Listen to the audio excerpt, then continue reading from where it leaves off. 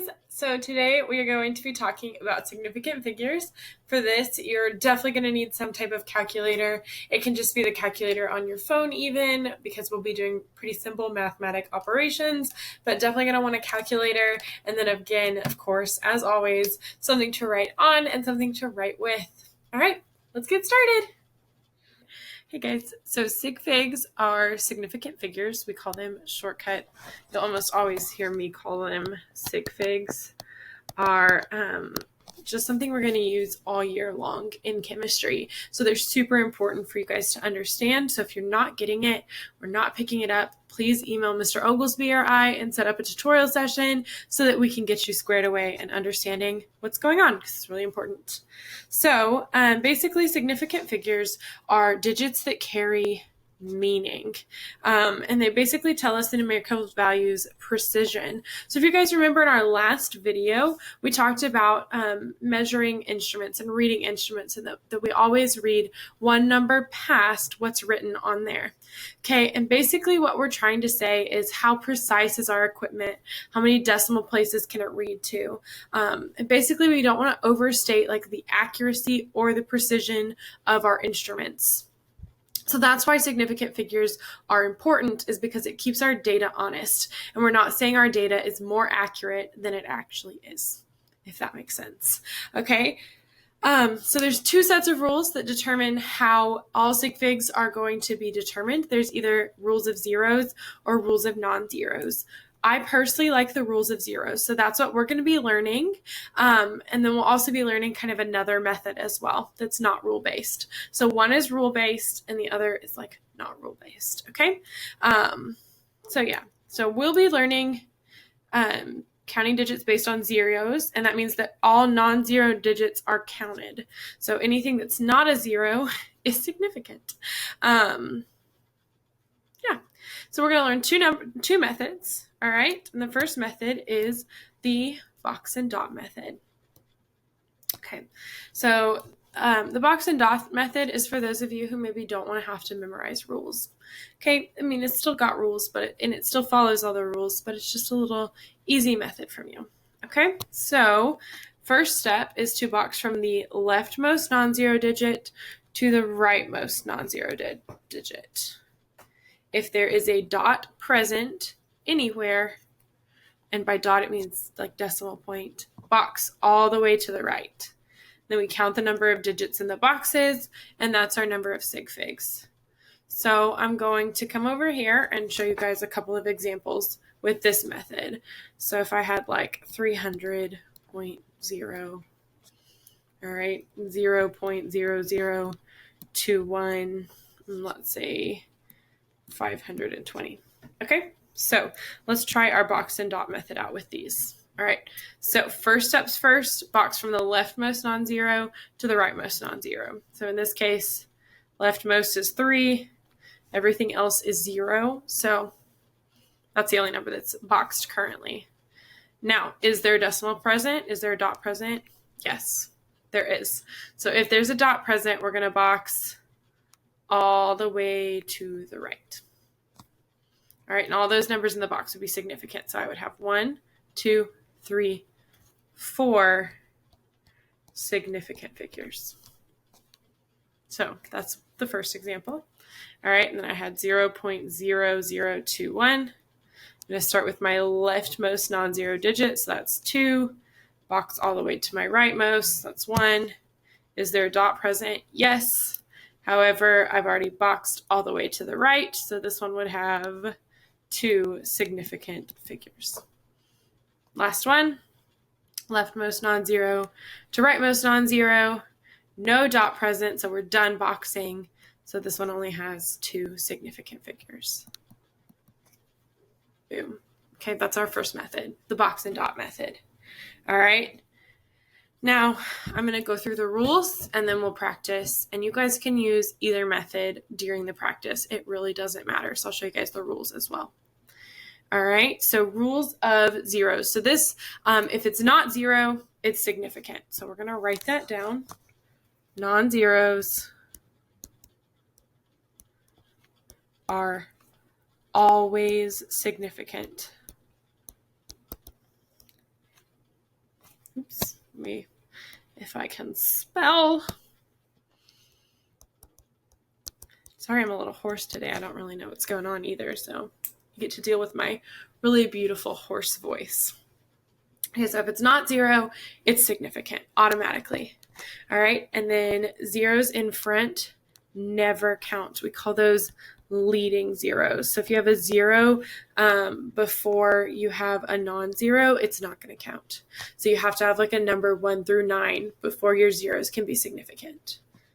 All right, sandwich zeros always count. So sandwich zeros are like if I had a number and then a 0 and then another number, that would be a sandwich 0 because it's sandwiched in between two other numbers. And then zeros at the end only count if there's a decimal present. Okay, so let's use our same numbers from the box and dot to practice over here with these as well. So we had 300.0, 0.0021, and then 520. Okay, so our first one, all right, let's start with the 300.0. Okay, so number 1, if it's not 0, it automatically counts. So we know for a fact that 3 is significant because it's not a 0. All right, we don't have any leading zeros here. 3 is our first number. All right, we don't have any sandwiches because there's no other non-zero digits. But our last rule says zeros at the end only count when there's a decimal present. Well, there is a decimal here, so that means all of those zeros count because of that decimal. So 1, 2, 3. So that means that number has 4 sig figs, just like we already figured out. But going through the rules now. Okay, now then let's check this one. All right, again, non-zeros count automatically. So 2 and 1 are automatically significant. All right, these are zeros in front. All right, there's no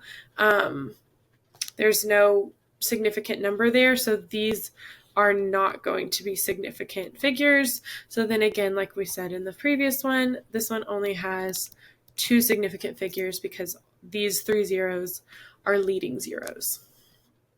Okay, and then last but not least, 520. Again, the 5 and the 2 count. These aren't in front. They're not sandwiched, but they are at the end. So zeros at the end only count if there's a decimal. No decimal, so this one would have 2 significant figures. Okay, so we're going to do a lot of practice now, and I'm going to do several with you guys and then leave you guys to do some, then we'll go over them. Okay, so let's start with this first one. So we have 0.0782. Pick your method, box and dot or rules. I personally like the box and dot, so that's what I'm going to use. All right, so we're going to start at our leftmost non-zero. So our leftmost non-zero is 7, box to our rightmost non-zero, which is 2. All right, if there's a dot present, box all the way to the end. We've already done that because we were already at the end. So then this one has 1, 2, 3 significant figures. Oops, 3 significant figures. All right, if we were following our rules, these 2 zeros don't count because they are leading zeros. Oh, goodness. They're leading zeros, so that's why those 2 don't count. Okay, right here, leftmost non-zero to rightmost non-zero. Oh, we've boxed all of our numbers, so it doesn't matter if there's a decimal or not. So that means there are 3 significant figures there. All right, guys, and again, if you're looking at rules, why is that 0 significant? It's a sandwich 0, so it's in between 2 significant digits, so that makes it significant. Okay, next one, box from our leftmost non-zero to our rightmost. Once again, we've boxed all of our numbers, so we don't need to keep boxing because they're already all boxed.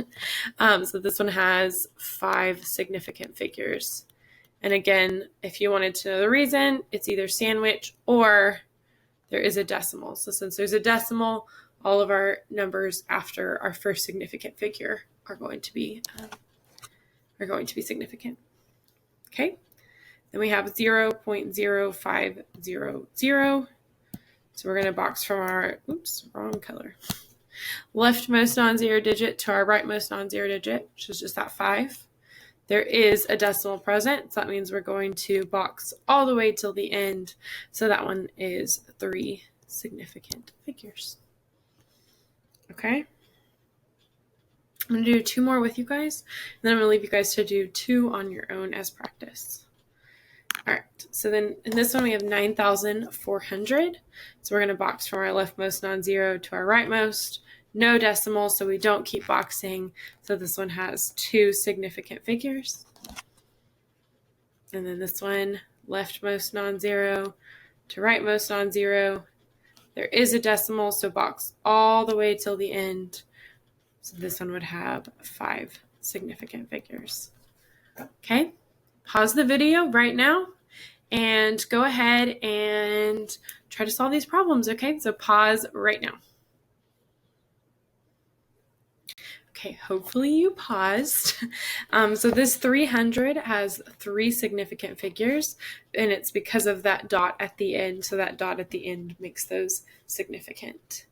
And then over here, this one has 4 significant figures, box from our leftmost to our rightmost. There is a decimal, so we box all the way to the right. So that one has 4 significant figures.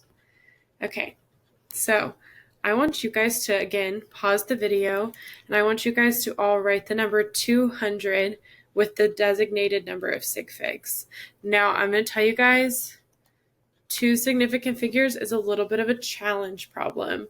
So if you're like, I don't get that one, it's okay. It's kind of a challenge, like critical thinking problem, so it may take you a minute to think of it. Some people get it right away. Some people don't. I'll give you a hint. You have to use a skill we learned last class in order to make it 2 significant figures. All right? Okay, good luck. So pause your video now and complete those problems. Okay, let's go over them. So this one we have 200.000. Because we have that decimal there, it means everything following it is significant. So that means all of those zeros are significant. 5 sig figs looks very similar, 200.00. 3 sig figs is just 200 point. And then here we go, our tricky kind of challenge problem. Let's see if you got it. It is 2.0 times 10 to the second. So we have to use scientific notation in order to write this one. And guys, in scientific notation, we haven't gone over this yet, so don't worry if you didn't get it. It's just kind of a critical thinking challenge there. I like to include those in some of our notes just to elevate it so that you're hopefully not so bored. But in this one, since it has anything inside, well, oh my goodness, guys, I really can't talk today. Anything before your multiplication sign in scientific notation is going to be significant. So yeah, it's just a kind of trick if you need to write like a weird number with like a weird number of decimal places, like 200. Scientific notation is generally what you use. So there you go. There's our 200 written with that. Okay, so you're probably like, that's great. Now I can identify random digits. Cool, mysteries. It's awesome. Super helpful. Where am I going to use this? And I am so glad that you are definitely probably all thinking that right now. And we are going to use it in significant figure calculations. All right. So kind of like I talked about earlier, like when we're solving problems, they can only be as precise as our least precise measurement. So when we plug things into calculators, they often return with like lots of numbers, okay? But we don't need all of those numbers because we can't report our results as more accurate or more precise than they actually are. We can't say that we used better equipment than we actually used. So we have to round using our significant figures. All right, and we always round to reflect our least precise measurement. Okay, so our least precise measurement. So basically our lab equipment that measured with the least number of decimal places. It's kind of a good way to think about it, but your least precise instrument. It also depends on your mathematical operation as well. All right, so if we're like multiplying or dividing or adding or subtracting, that matters as well. So our answer basically at the end of the day cannot be more precise than the least precise number or measurement used. Okay? And it's pretty simple. All right? It's just rounding. All right, so I guess kind of the point of significant figure rules is they tell us how to round our answers. All right, so you don't ever have to be like, hey, how do I round my answers? Because I'm just typically going to tell you sig figs. There are a few cases where we don't use sig figs, and I will specifically tell you when we're at one of those cases. But most of the time, just use your sig figs. Okay, so for our rules of math, anytime we add or subtract, we're going to round to the fewest number of decimal places. And then if we are multiplying or dividing, we use the fewest number of significant figures. Okay, now guys, often when you do this, you have to round. All right, so this is just a quick rounding reminder. So the first thing you need to do is count the correct number of significant digits, and then round your last digit if you need to. If it's 5 or more, raise the score. 4 or less, let it rest, because hopefully y'all actually know that rhyme and I don't just look like a crazy person. But it's fine if I do. I'm used to it. All right, let's practice. Super fun. All right, so we have 5.000 times 6.00. Okay, guys, so step one, we need to identify our mathematical operation. We are multiplying here, so our rule for multiplication is that we use the fewest number of decimal places. I'm sorry, well, retry. Rule for multiplication is that we use the fewest number of sig figs. Wow, such a great teacher, guys. You're so lucky. All right, so right here, let's start with our 5. We have 5.000. All right, you can use your box and dot or your rules of zeros. We can see that because we have a decimal here, all of those zeros are significant. So this one has 4 significant figures. Kind of similar with our 6 over here, 6.00. Again, because we have that decimal after a significant digit, all of those are going to be significant, so we have 3 significant figures. All right, then for our answer, we're going to use our fewest number of sig figs. So in this case, that is going to be 3, because 3 significant figures is less than 4. All right, then do your math. Just do your math like normal. So we know 5 times 6 gives us 30. Okay, but right now, if I just write 30 like normal, like that only has 1 significant figure. I need my answer to have 3 significant figures. So to do that, I'm going to add a 0.0. So 30.0 to give us an answer with 3 sig figs. I know, it's exciting stuff. It's exciting stuff. All right, let's look at this next one. Okay, we've got a lot more going on here, but it's all multiplication and division, so it's the same rule. It doesn't matter if like our things are in the same equation, I guess, or not. Like if you're multiplying and dividing, as long as they follow the same rule, it's fine at the end. Okay, so here we have 6.671 times 3.01 divided by 0.0314 times 0.0012. Step 1 is figure out all of our sig figs in these numbers. So first we have 6.671. That has 4 significant figures because all of them are non-zeros. Therefore, they are all significant. All right, then we have 3.01. All right, that one has 3 significant figures. You can cite either sandwich rule or decimal at the end makes 0 significant. All right, then we have 0.0314. That one has 3 significant figures because leading zeros don't count. You have to have a significant number before your numbers can start counting. So those 2 do not count in significant figures. All right, they do still count. You just do still need to plug them into your calculator though, because they're still important. All right, and then last but not least, 0.0012. Again, leading zeros do not count, so this one would have 2 significant figures. All right, then just plug it into your calculator, guys. Plug it on in. Do it right now. All right. I plugged it into my calculator and I got 0.7673 something. I think 7. I wrote it down and my handwriting's really bad. It went on from there. Doesn't really matter. So I know that I need to round to the fewest number of sig figs because there's multiplying and dividing there. So that means that I round to my fewest number of sig figs. So in that case for me, it is 2. All right. So I'm going to find where 2 significant figures would be. So it's in between the 6 and the 7. This is a leading 0. So it doesn't count. All right. And then I'm going to look at if I need to round or not. All right, because that's a 7, it's 5 or more, so I'm going to raise the score. So that means my answer is 0.77. Exciting stuff, guys. Exciting stuff.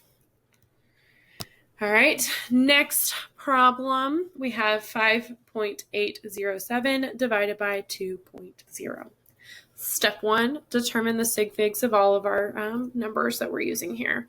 So we have 5.807. That has 4 significant figures. And again, you can say either sandwich rule or decimal. The decimal makes that 0 significant.